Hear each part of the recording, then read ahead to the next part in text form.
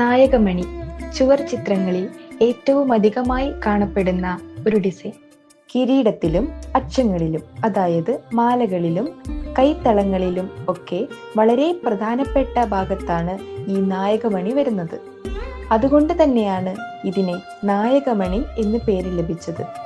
Mural painting പഠിക്കുമ്പോൾ ഏറ്റവും ആദ്യമായി പഠിക്കുന്ന ചില ബേസിക് ഡിസൈനുകളിൽ ഒന്നാണ് നായകമണി. വളരെ എളുപ്പത്തിൽ വരയ്ക്കാൻ സാധിക്കുന്ന ഈ ഡിസൈൻ കിരീടം, അതുപോലെ തന്നെ മാലകൾ, കൈത്തളകൾ എന്നിവ വരയ്ക്കുമ്പോൾ സാധാരണയായി അതിൻ്റെ സെന്റർ ഭാഗങ്ങളിൽ ഉപയോഗിക്കാറുണ്ട്. നായകമണിയുടെ ബേസിക് ഡ്രോയിങ് എങ്ങനെ ചെയ്യാമെന്ന് നമുക്ക് നോക്കാം. ആദ്യമായി ഇതുപോലെ വളരെ സിമ്പിളായി പെൻസിൽ കൊണ്ട് വരച്ചതിനു ശേഷം ബ്ലാക്ക് ഇങ്ക് ഉപയോഗിച്ച് അതിനെ തെളിയിച്ചെടുക്കാം. ഈ ഡിസൈൻ ഇതുപോലെ വരച്ച് പ്രാക്ടീസ് ചെയ്യുന്നത് മ്യൂറൽ പെയിന്റിംഗ് ചെയ്യാൻ കൂടുതൽ സഹായകമായിരിക്കും.